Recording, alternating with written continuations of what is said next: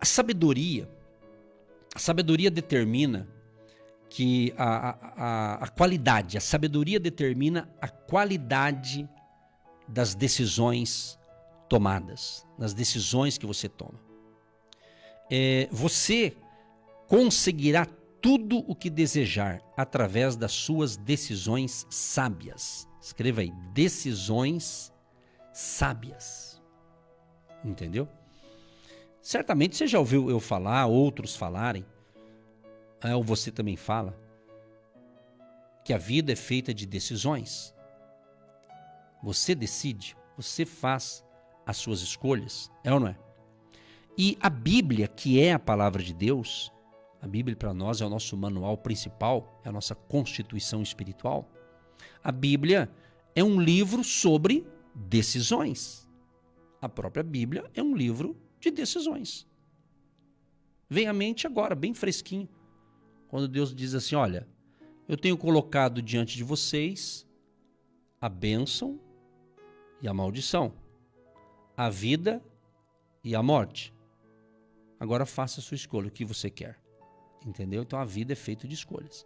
E Deus aí dá uma dica nesse texto, ele diz assim, escolhe a vida. Né? Ele dá uma dica. Mas a pessoa que escolhe. E outra coisa importante, preste bem atenção nisso, que você tem que fazer as suas decisões. Agora, você, preste atenção, você não pode querer que o outro decida o que você tem que decidir. É diferente quando, me lembro quando criança, e toda criança ela é educada pelos pais, não é? O pai, a mãe, se não tem pai e mãe, um adulto que vai educar. Né? A educação é em casa, não é? Então, a educação vem de berço, né, que fala. Então, a criança ela tem que ser educada. Quando ela atinge a sua maioridade, quando ela é maior de idade, ela vai fazer as suas decisões, ela vai ter as suas próprias experiências, ela que vai fazer a história dela. Entende? Você e eu e você que está me ouvindo, você pode dar muitos conselhos para os seus filhos, para a sua família, para os seus amigos, aqueles que querem os seus conselhos. Porque tem gente que não quer o conselho da gente, então eu não quero perder tempo com quem não quer o conselho da gente. É mais ou menos isso. Então você tem que entender que isso que eu estou ensinando aqui, eu, Edson, eu tenho que tomar certas decisões, então eu vou tomar as minhas decisões.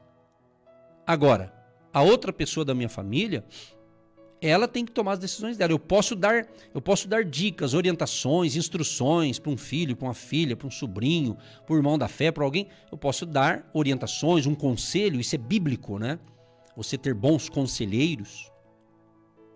Você pode ser um bom conselheiro, uma boa conselheira do seu filho, da sua filha, do seu neto, de um vizinho. Enfim, você pode ser um bom conselheiro. Agora, quem vai tomar a decisão é quem recebeu o conselho, é ele que vai decidir. Entendeu?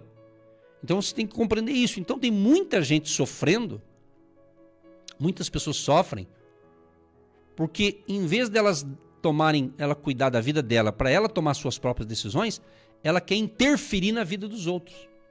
Que os outros decidam o que ela quer que a pessoa decide. Não é assim o negócio. Você dá um conselho, aí a pessoa pega aquele conselho e ela que vai decidir. A responsabilidade é de quem decide. Entendeu? Se algo dá errado, você não vai falar, eu decidi porque o pastor falou que era para fazer assim, eu fiz. Não. Você tem que saber o que você está fazendo. Você tem que saber, porque você é responsável pelas suas decisões. Você é responsável pelas suas escolhas. É você. Fazendo uma comparação, vamos usar o casamento. Eu sempre uso o casamento porque fica mais fácil para entender. Marido e mulher. Um homem e uma mulher. A esposa e o esposo. De repente, o esposo quer tomar uma decisão de alguma coisa, não é? Mas ele está indeciso. Aí ele pergunta para a esposa, meu amor, o que você acha? Eu faço ou não faço? Faço ou não faço? Aí as mulheres, como elas são mais, vamos assim dizer, elas são mais direto ao ponto, né? Elas acertam até mais rápido que os homens muitas vezes. Então a mulher diz assim, a esposa, não, bem, faz. Aí ele faz, aí dá errado. Aí o que o marido fala? Eu fiz, você que mandou. Aí joga a culpa nela. Não, meu amado, é você.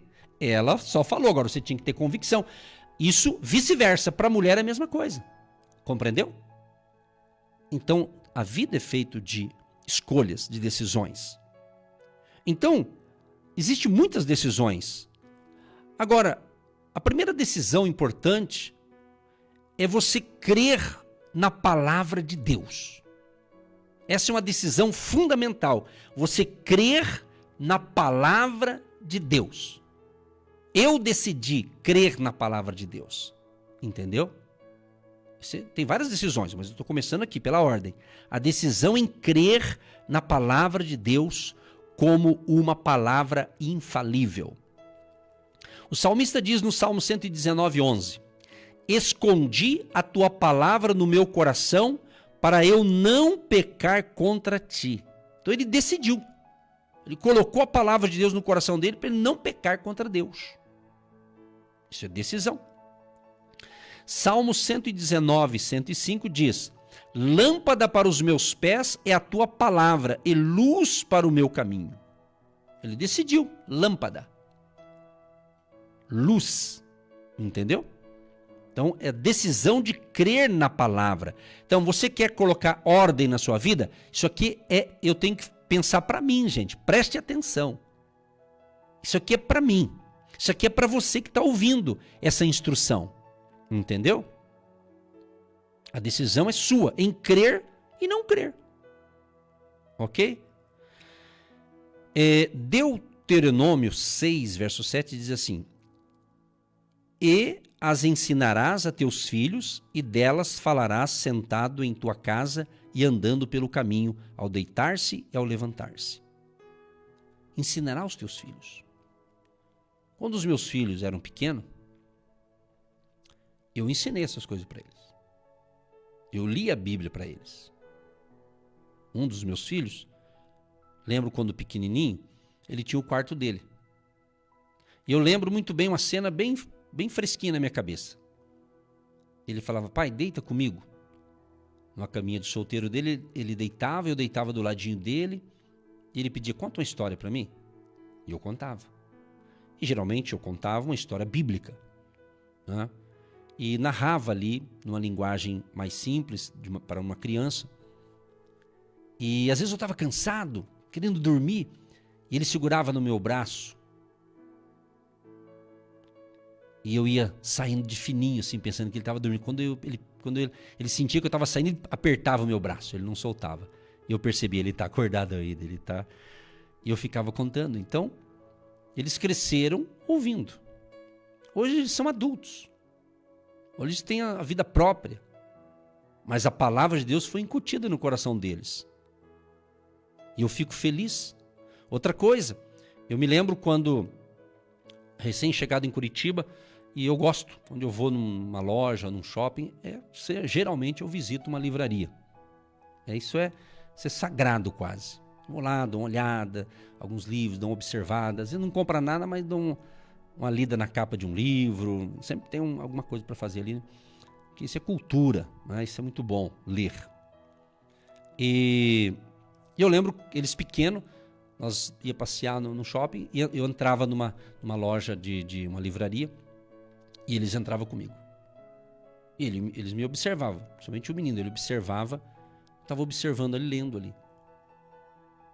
Hoje, se você entrar no quarto dele, está cheio de livros. E eu não obriguei eles a lerem. Eu apenas fiz o meu dever de casa. Então, eles seguem pelo exemplo. Um dia, minha filha falou algo que eu fiquei até emocionado. Mas eu conto isso para a glória de Deus. Não sou perfeito, mas a gente tenta acertar o máximo que pode. Certa ocasião, agora bem mais ela jovem e tudo mais, um dia ela disse assim: pai, eu fui em uma igreja, mas que louvor lindo, pai. Estava lindo demais. Mas daí, quando foi ouvir a palavra, estava boa a palavra, mas ela disse assim: mas eu gosto de ouvir o meu pai pregando. Puxa, aquele dia para mim foi o máximo, assim, sair da boca de um filho ou de uma filha. Então, meu amado, você que é pai, você que é mãe, entenda uma coisa, principalmente você que tem filhos pequenos. Os teus filhos não estão olhando para você pela pregação que você faz, pelo discurso. Ele está olhando as suas atitudes. Entendeu? Suas atitudes. Não adianta eu pregar um bom sermão se em casa eu não sou nada daquilo. Entendeu? Então é isso. Então as famílias estão em crise por causa disso. Às vezes no arraial cristão, então, está cheio de famílias problemáticas, porque o discurso é uma coisa, na prática é outra coisa. E daí não funciona, meu amado. Entendeu? Não funciona, não. Pense nisso. Então, a primeira decisão, a decisão de crer na palavra. E se eu creio na palavra, eu vou colocar em prática a palavra, vou viver a palavra. E às vezes a nossa maior pregação, às vezes não é o falar muito, é viver um pouco. É a vivência. Eu licionei há alguns anos na área de teologia uma matéria chamada vivência cristã. Vivência cristã. Vida cristã é uma vida diária. O problema de muitos cristãos, principalmente os cristãos, é que eles estão correndo atrás de bênção. Faz uma corrente aqui para uma bênção, aí faz outra corrente lá, aí tem que ir em outra igreja tirar aquela corrente para botar outra corrente. Tipo assim, uma coisa, campanha daqui, campanha dali. Eu não estou dizendo que isso é errado, eu só estou dizendo que às vezes você está perdendo o seu tempo de tanta corrente de oração, mas não tem alvo, propósito, meta. E Deus está falando, bota a ordem aí, está decidindo tudo errado. Pense nisso. Aproveita para pensar, analisar, não analisar a vida dos outros, eu tenho que analisar a minha, eu faço minhas análises. Você pensa que isso que eu estou ensinando aqui, eu faço uma reflexão para mim primeiro. Sempre vou falar, Senhor, onde eu tenho que melhorar, aqui, ali, acolá, tem coisa que eu estou fazendo que está indo bem, super bem, tem outras coisas que parece que está meio parada, então tem coisa, então eu tenho que refletir. Você já parou para pensar? Isso aqui eu quero te ajudar, não sei quem está precisando disso aqui, mas sabe quando você está orando, né? Tem gente que pede oração, às vezes eu até percebo, não estou fazendo crítica, eu estou constatando, ela faz um Ctrl+C, Ctrl+V há 5 anos, não tira nem a vírgula do lugar. Entendeu? Isso não é bom, isso aí é piloto automático, né? Isso aí tem que rever isso aí. É sério que eu estou falando, gente, isso aqui é muito sério. É sério mesmo. Compreendeu? Pensa nisso. Analisa aí, vai lá. Usa a mente que Deus te deu para você pensar mais, né? Pense. Porque hoje em dia está até assim, tem gente que quer terceirizar o que ele tem que fazer. Tem coisa que eu tenho que fazer, não adianta eu terceirizar. Eu tenho que fazer. Entendeu? O que é terceirizar? Você dá a missão para uma outra empresa, para outra pessoa fazer no teu lugar. Então tem coisa que você não pode delegar para outra. É você, meu amado, que tem que tomar atitude. Entendeu? Outra coisa importante sobre decisão, tem tantos tipos de decisão, outra decisão legal, é a decisão de você tornar-se um eterno aluno, um aprendiz. Um discípulo é um aprendiz, só que é um aprendiz que está aprendendo, né? Você tem que passar de ano, né? Você tem que crescer, você tem que evoluir, você tem que desenvolver, né? Isaías 1,17 diz assim: aprendei a fazer o bem, buscai a justiça, acabai com a opressão, fazei justiça ao órfão, defendei a causa da viúva. Também 2 Timóteo 2,15, procura apresentar-te diante de Deus aprovado, como obreiro que não tem de que se envergonhar, que maneja bem a palavra da verdade. O que é isso aqui? Um aprendiz. Aprender, crescer, desenvolver. 2 Pedro 3,18, antes crescei na graça e no conhecimento de nosso Senhor e Salvador Jesus Cristo. A Ele seja dada a glória, assim agora como até o dia da eternidade. Está vendo? Seja um eterno aluno, cresça, desenvolva. Mas não é aquele aluno que parou lá atrás e está sempre reprovando. Tem que ser aprovado. Entendeu? É assim que funciona. Você vai crescendo, vai desenvolvendo a sua vida espiritual também. Para encerrar aqui, a última, tem tantas aqui, mas eu vou falar mais uma aqui. A decisão, olha só, a decisão de fazer do Espírito Santo o seu conselheiro. Você pode ter muitos conselheiros humanos, mas lembre-se, o conselheiro que não falha é o Espírito Santo. Provérbios 3, verso 6 diz: reconhece-o em todos os teus caminhos e ele endireitará as tuas veredas. João 16, verso 13. Quando vier, porém, aquele, o Espírito da verdade, ele vos guiará a toda a verdade, porque não falará por si mesmo, mas dirá o que tiver ouvido e vos anunciará as coisas vindouras. Falando aqui do Espírito Santo. Outro texto bíblico. Outro texto aqui diz assim: e os teus ouvidos ouvirão a palavra do que está por detrás de ti, dizendo: este é o caminho, andai nele, quando vos desviardes para a direita ou para a esquerda. Este é o caminho. Então o Espírito Santo é o nosso professor, nosso mestre, nosso excelente professor, o Espírito Santo. O Espírito Santo dará sabedoria, o Espírito Santo nos fará lembrar daquilo que temos ouvido da palavra de Deus, daquilo que temos lido, recebido da palavra de Deus, é o Espírito Santo. Pense nisso, seja feliz, olhe um pouco mais no espelho para você melhorar no sentido espiritual, no seu interior, e deixe de ficar reparando o outro.